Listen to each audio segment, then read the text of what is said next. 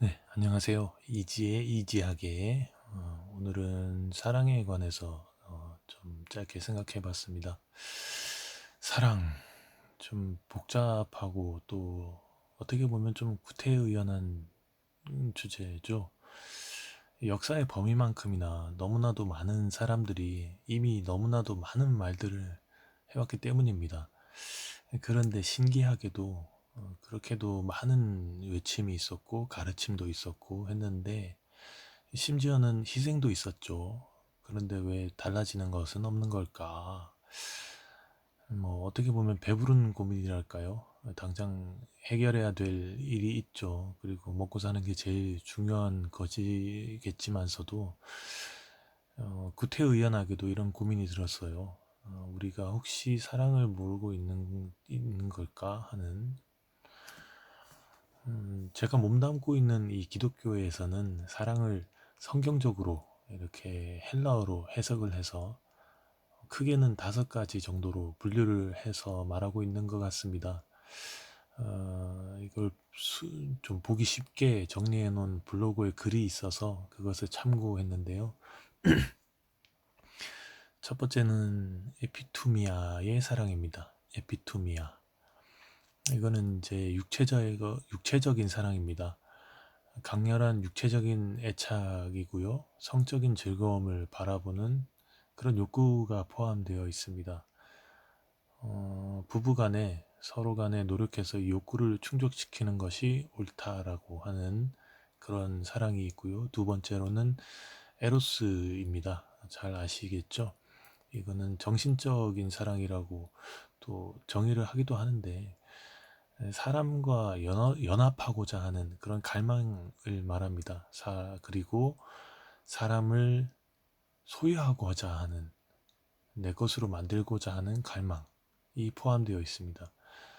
낭만적이고 정열적이고 또 감상적이기도 하고요. 내가 사랑하는 대상을 보면서 즐거워요. 그리고 헌신하고 싶은 그런 마음을 가지게 되는데 그런데 이 에로스의 사랑은 무엇보다 말씀드렸다시피 소유의 개념이 있어요. 그렇기 때문에 내가 소유했다라고 생각되면 질려합니다. 그래서 금방 다른 것을 찾아가요. 사랑의 약속이 지켜지지 않죠. 그래서 또 오래 지속할 수 없다는 약점이 있어요. 그리고 어떨 때는 대가를 요구할 때도 있습니다. 그리고 세 번째로 스톨케의 사랑. 이거는 소속감인데요. 서로에게 쉴 곳이 되고 평안함을 주고 서로 아끼고 돌보고 또 위해주는 그런 친절한 사랑을 말하는데요. 세상이 냉담하게 대해도 또 거절해도 있는 서로가 의지하고 서로에게 충실하고 그래서 서로에게서 쉴 곳을 찾습니다. 아마 가족, 형제, 자매, 친구 뭐 이런 것들이 될 것 같아요. 그렇게 한 사람이 넘어졌을 때 다른 사람이 일으켜주는 그런 것이 스톨케의 사랑이라고 말할 수 있을 것 같습니다. 그리고 네 번째로는 필레오. 이거는 관계인데요.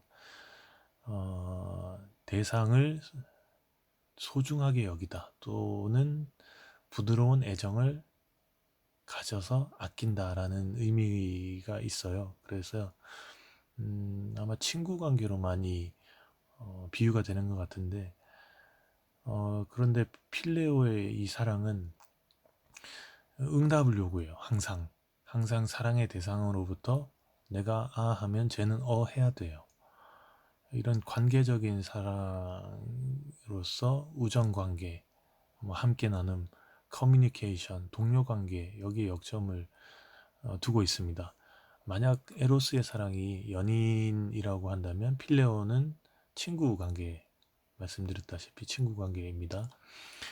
서로의 생각들과 감정과 기분 그리고 마음의 계획들과 꿈들 뭐 이런 것 같은 것들을 아주 친밀하게 나누고 즐거워하는 그런 형태가 있는데요. 필레오의 사랑이 결핍되면 불만이 많아져요. 그리고 불행하다고 생각하게 되고요. 왜냐하면 친구가 없다 라고 생각되니까 내가 소속된 곳이 없다 그렇게 생각을 하니까요. 그리고 마지막으로 다섯 번째, 아가페의 사랑이 있습니다. 음, 앞서 말씀드린 이 네 가지의 사랑은 우리 삶 가운데 일어나는 수평적인 사랑의 특성이 있는데, 이 아가페의 사랑은 신으로부터, 하나님께로부터 부여받은 사랑, 수직적인 사랑이라고 말을 해요. 이 사랑은 자기 유익을 찾지 않죠. 사랑으로 그냥 사랑하기 때문에 하는 거. 아무런 보상도 기대하지 않고 계속적으로, 지속적으로 끊기지 않고 계속해서 나오는 그런 사랑입니다. 만약 필레오의 사랑이 상대방이 가진 소중한 것을 아끼면서 그 관계를 즐거워하는 사랑이라고 한다면, 아가페의 사랑은 소중한 것이 없는 사람이라도 상대방을 소중하게 여깁니다. 그리고 섬깁니다. 그런 사랑인데요. 종교의 전통적으로는 무엇보다 아가페 사랑이 중요하다라고 말하면서 자신을 향한 희생을 기억하면서, 그 신의 희생을 기억하면서 자기를 희생할 줄 아는 마음을 강조했죠. 또 에피투미아와 에로스의 사랑은 값싸고 천박한 것으로 인식을 해왔고요. 그래서 멀리해야 하는 것으로 생각을 해왔던 것 같아요. 그리고 이제 최근에 와서는 그 바탕 위에 다른 네 가지가, 그 아가페 위에 다른 네 가지가 세워져야 된다라고 말을 하기도 하고, 또 어떤 사람은 일부 에로스의 정신적인 교감 자체를 굉장히 중요하게 생각하는 사람도 있는 것 같습니다. 그런데 어쨌든 이 사랑에 대한 정의가 중요하겠죠. 무엇이 사랑이다라고 정의하고 그렇게만 하면 되니까요. 그런데 이제 개인적으로는 좀 어려웠어요. 왜냐하면 복잡해요. 다섯 가지가 되니까. 그래서 어떻게 하라고 라는 그런 질문이 좀 들었습니다. 그리고 이론적으로 정의하고 의미를 알고자 하는 그런 생각 때문에 아, 그런 거구나 하고 끝나는 경우가 좀 많았던 것 같아요. 하나님의 사랑은 이런 거구나, 우리도 이렇게 하라는 거구나 하는 생각은 들지만, 그 실천에 있어서는 과연 얼마나 어떤 방식으로 행동으로 이어져야 할까 할 때, 뭐 예수님이 그 예시가 된다라고 한다면 그 행보를 보면 야, 이거 가능할까 하는 생각이 들죠. 어, 그런 생각보다는 또 두려움이 더 앞서는 것 같기도 해요. 물론 성령님이 임하시면 가능하겠지만 말입니다. C.S. 루이스라는 분, 아주 유명한 분이죠. 이 분이 쓴 네 가지 사랑이라는 책이 있습니다. 이 책에서 사랑을 이 네 가지로 정의를 해요. 애정, 우정, 에로스, 자비 이렇게요. 먼저 애정은 필요의 사랑과 선물의 사랑, 이것들을 모두 포함하면서 네 가지 사랑 가운데 가장 겸손하고요, 가장 폭넓게 퍼져 있는 사랑인데 동물과 인간 사이에도 적용됩니다. 애정을 가지는 거죠. 그리고 두 번째로 우정은 의리 뭐 이렇게 말하는 것과 비슷한데 혈연에서 벗어나 있죠. 그리고 무리를 만듭니다. 친구처럼 우정이라는 말처럼 친구 관계에서 그 무리를 만들어요. 그런데 이건 권력을 진 우정은 좀 위험하다라는 말도 있었고요. 왜냐하면 불이고 불임받고 하는 관계가 만들어질 수 있으니까요. 그리고 세 번째로 에로스는, 이것은 사랑에 빠진 상태를 말한다고 말합니다. 희생을 하면서 자기를 포기하는 그 숭고한 마음, 이것으로 인해서 항상 신의 자리에 오르려고 하는 그런 위험함도 있고요. 에로스는 비너스라고 부르는 그런 섹스와는 좀 구별된다라고 봅니다. 비너스는 섹스 자체에 집중하는 반면에 에로스는 그 대상인 연인, 아내, 뭐 남편 이런 사람에게 집중한다는 것인데요. 루이스는 이렇게 애정, 우정, 에로스, 자비 이 네 가지의 사랑을 말하면서 이것 외에도 사람이 사람 이하의 것에 대한 애호와 사랑을 또 다루기도 한다라고 그것도 있다라고 말하면서 동물, 자연, 뭐 나라, 조국 뭐 여기에 대한 사랑을 말하기도 합니다. 어쨌든 루이스의 초점은 네 가지 사랑 모두 어쨌든 하나님의 선물이다. 그런데 거기서 왜곡되지 않은 사랑은 하나님과 천국의 본질을 반영한다라고 말을 했어요. 애정과 우정과 에로스, 자비 뭐 이런 마음에서 다 이것들이 다 하나님의 선물이고 여기에서 무엇인가 하나 강조한다. 무엇인가 하나 배제한다. 이것을 주의해야 된다는 말을 했던 것 같습니다. 그런데 어쨌든 문제는 이 개념은 알겠어요. 개념은 알겠는데 그 행동 방식에 대해서 구체적으로 좀 좁혀서 좀 간결하게 말할 수는 없을까 하는 생각이 들었습니다. 조금 더 손쉽게 알고 간결하게 생각하면서 작게나마 거시적이지 않고 그냥 미시적으로나마 생각하고 행동할 수 있는 방법은 없을까 생각하다가 맹자의 일화를 찾았습니다. 맹자의 일화가 있습니다. 맹자가 제나라 선왕에 대해서 참 현명한 사람이라는 소문을 들었어요. 그리고 찾아가서 그를 만나서 나온 이야기인데요. 어느 날 그 제나라 선왕이 소를 끌고 가는 사람을 봅니다. 선왕은 그 소를 끌고 어디 가냐라고 물어요. 그 사람은 제물로 쓰려고 끌고 간다라고 해요. 그런데 소는 보통 감정을 느낀다고 하죠.